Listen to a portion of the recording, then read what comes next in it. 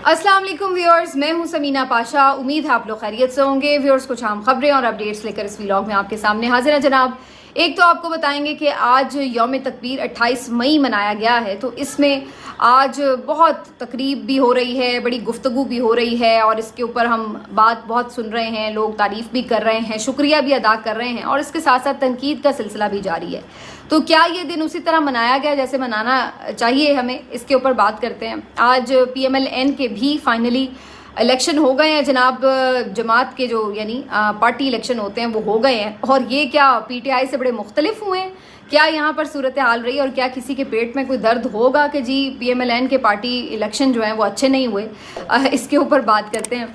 और इसके साथ साथ इमरान खान साहब के ऊपर जो नए मुकदमात की तैयारी है, इसके हवाले से भी कुछ अहम चीज़ें आपके साथ इसी व्लॉग में शेयर करेंगे। आपसे रिक्वेस्ट है कि चैनल को सब्सक्राइब कर लें अगर अभी तक सब्सक्राइब नहीं किया। 28 मई की जब बात होती है तो मुझे हमेशा एक तकलीफ़ से इसका आगाज़ करना पड़ता है।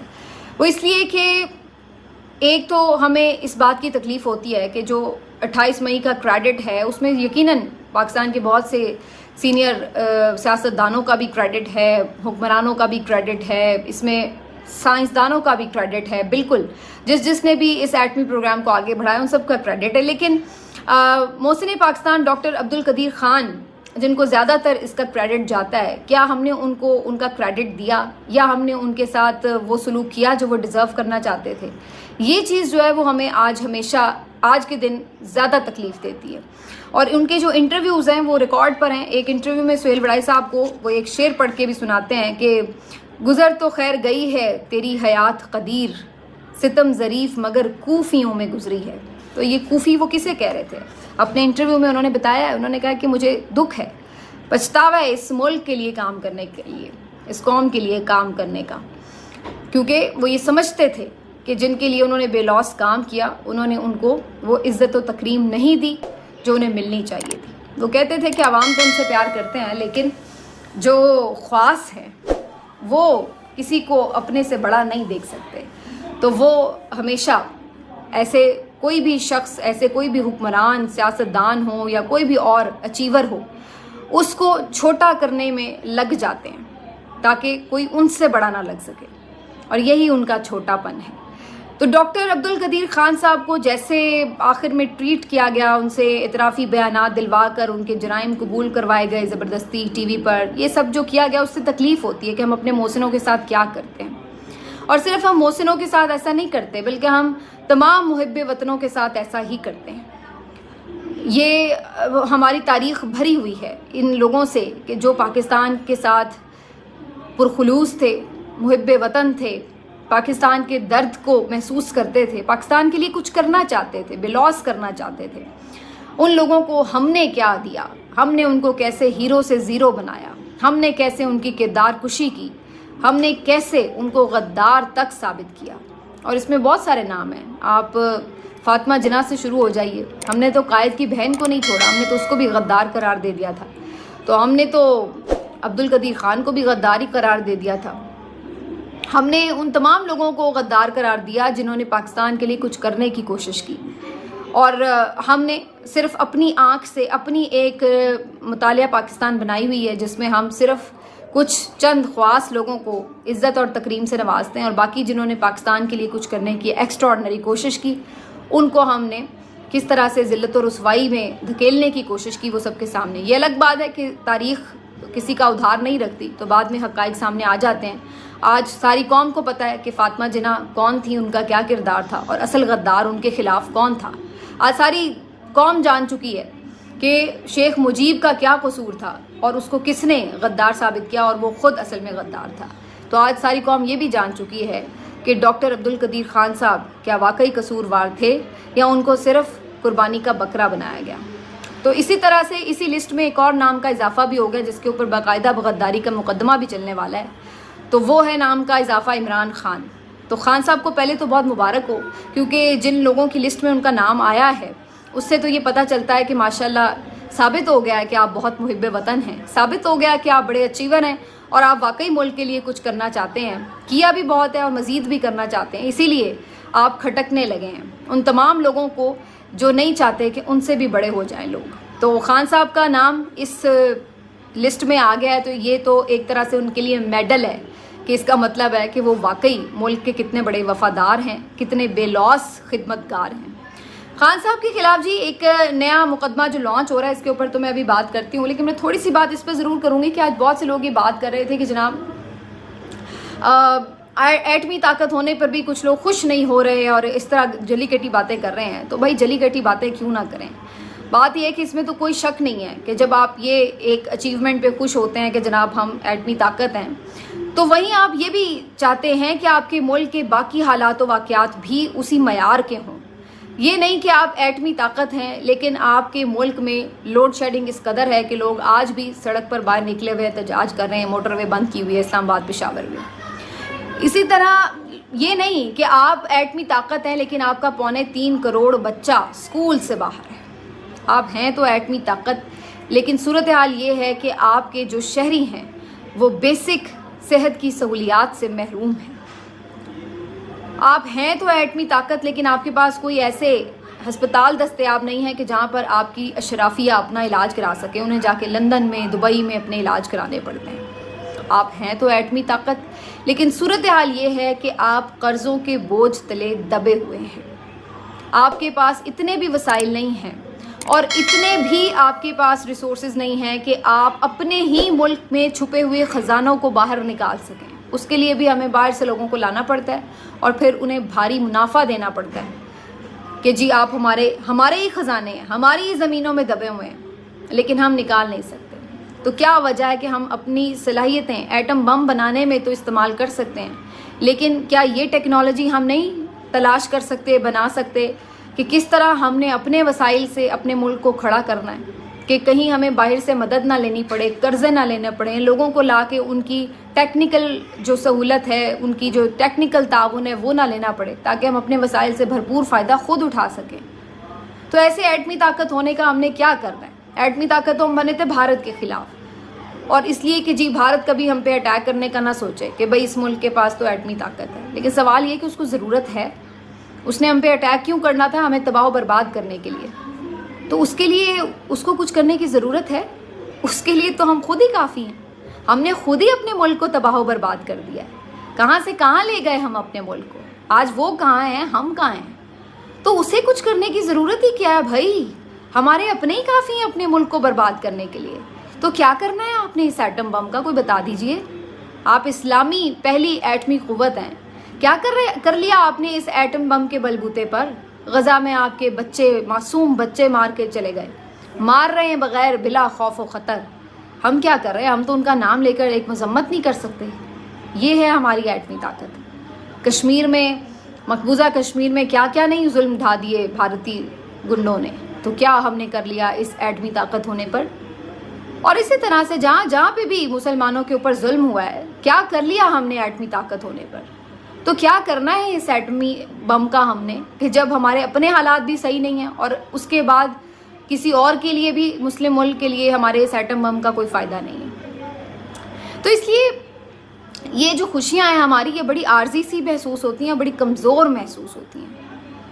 بہرحال آج کے دن ایک اور افسوسناک بات یہ ہے کہ جس بندے کو خراج تحسین پیش کرنا چاہیے تھا, اس کا نام, اس کی تصویر آج بھی اشتہار سے غائب ہے. آج PMLN نے عوام کے پیسوں سے اشتہار چھپوائے ہیں اور بڑا پبلسٹی کے اوپر پیسہ بہایا ہے, ٹی وی پر بھی اور اخبارات میں بھی, اور وہاں پر اپنے تھوپڑے لگا دیے ہیں کہ جی ہم نے بڑا کوئی کارنامہ کیا ہے.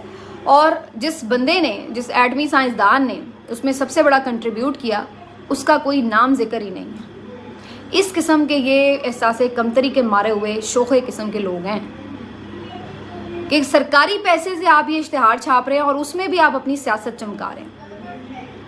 پیپلز پارٹی اپنا کریڈٹ لے رہی ہے کہ جی بھٹو صاحب کا سارا کام ہے, PMLN اپنا کریڈٹ لے رہی ہے کہ جناب نواز شریف صاحب نے بڑا کوئی کارنامہ کر دیا.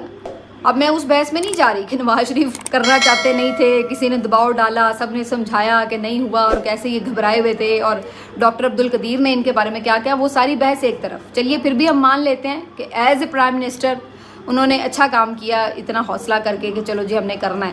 لیکن کیا صرف یہی ایک حوصلہ ہی صرف امپورٹنٹ تھا؟ اگر آپ کی ٹیکنالوجی ہوتی نا تو آپ کس چیز کا بٹن دباتے بھائی؟ تو آپ کا صرف کارنامہ نہیں تھا. یہ بات درست ہے کہ بھٹو صاحب کے ٹائم سے اس کے اوپر کام شروع ہوا, ان کا میجر کنٹریبیوشن تھا. اس کے بعد بھی آنے والے جتنے حکمران تھے انہوں نے اس پہ کام روکا نہیں, اور چلتے چلتے چلتے آپ نے جا کر 98 میں یہ دھماکے کیے. تو اس میں مختلف ادوار گزرتے گئے, آتے گئے, سب کا کچھ نہ کچھ حصہ ہوگا کہیں نہ کہیں. لیکن تصویر میں جو آپ نے اشتہار میں لگائی ہے تصویر, اس میں آپ نے صرف اپنی شکلیں لگا دی, اور جو اس میں باقی کنٹریبیوشنز تھے وہ سارے غائب کر دیے. اور آج کے دن جہاں آپ کو بھارت کو للکارنا تھا, جہاں آپ نے باقی غیر مسلموں کو للکارنا تھا, یہ بتانا تھا کہ جناب ہم اسلام کا قلعہ ہے, ہم ایٹمی قوت ہیں, کوئی پاکستان کے طرف میلی آنکھ سے نہ دیکھے, کوئی ہمارے جو مسلمان بھائی ہیں ان کو میلی آنکھ سے نہ دیکھے, آج کے دن بھی آپ کس کو للکار رہے ہیں؟ جیل میں بیٹھے قیدی نمبر 804 کو.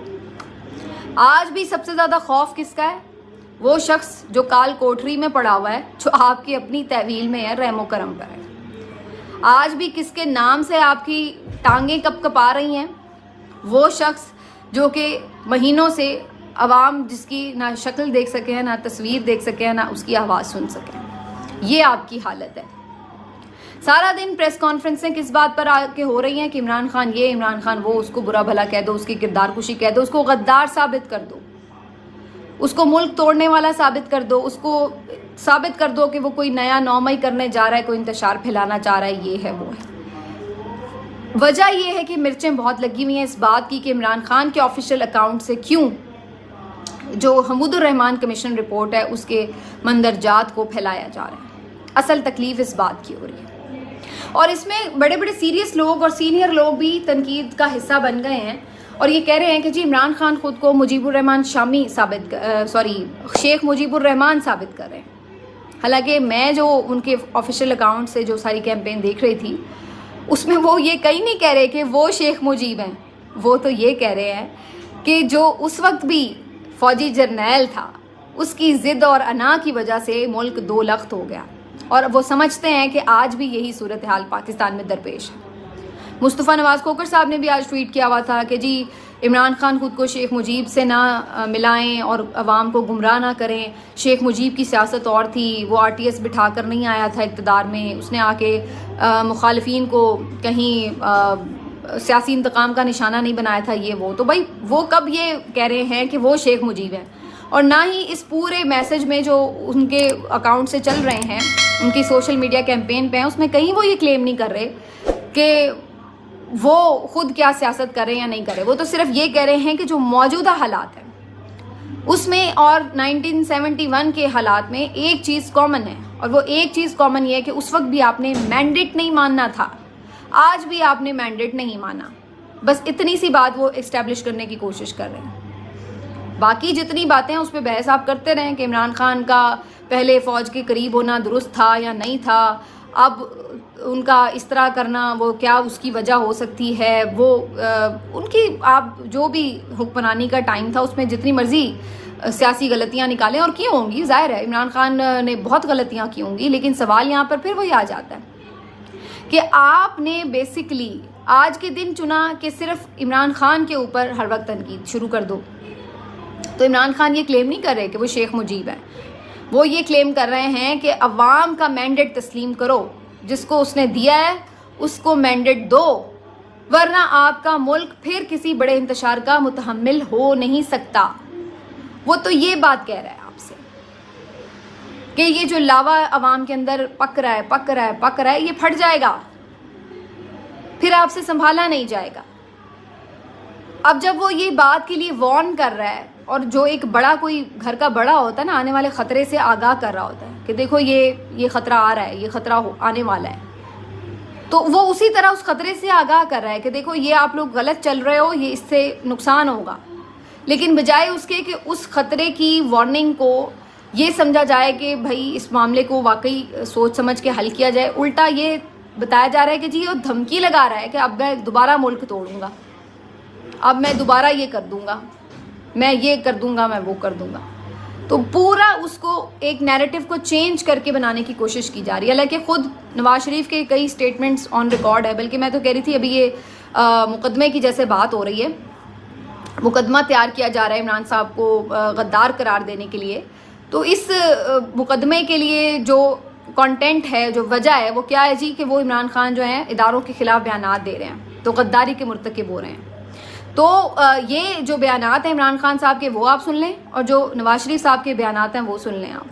آپ کو پتہ چل جائے گا کہ کتنا فرق ہے ان بیانات میں.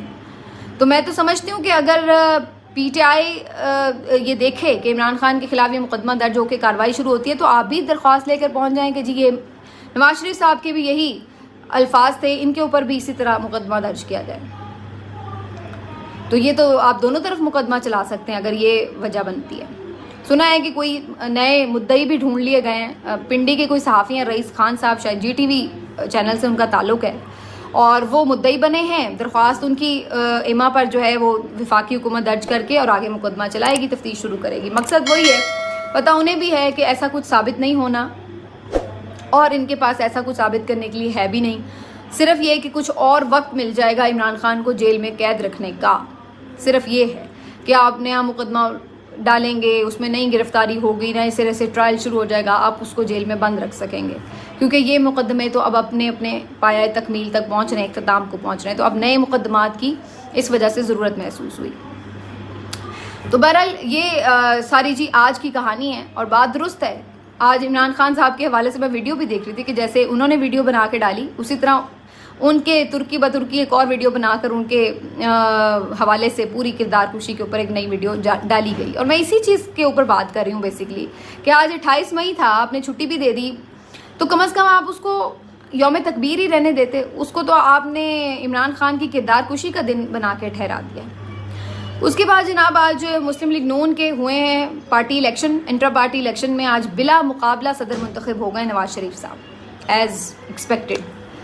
لیکن آج یہ سوال تو سب پوچھیں گے کہ بھائی اب کسی کو اعتراض نہیں ہے کیا؟ الیکشن کمیشن آ کے بند کر کے سویا رہے گا کہ یہاں پہ بھی بلا مقابلہ ہو گئے, کس نے کرائے, کون چیف الیکشن کمشنر تھا, کس طرح پبلسٹی ہوئی یا نہیں ہوئی, کوئی چیک کرے گا کہ ان کے انتخابات کیسے ہوئے؟ کیا قاضی فائز عیسیٰ صاحب کو اس بات پہ کوئی حیرانی, کوئی پریشانی ہوگی کہ ووٹ تو ڈلا نہیں, انتخاب کیسا ہو گیا؟ بلا مقابلہ انتخاب کیا ہوتا ہے؟ نہیں ہوگا, کیونکہ ان کے پاس کوئی اکبر ایس بابر نہیں ہے, ان کے پاس کوئی روتی ہوئی نورین نہیں ہے. وہ جن لوگوں کے اثاثے ہیں وہ انہیں یوز کر لیتے ہیں, تو وہ یہاں پر ابھی ضرورت نہیں ہے یوز کرنے کی, تو کسی کو کوئی پرابلم نہیں ہوگا.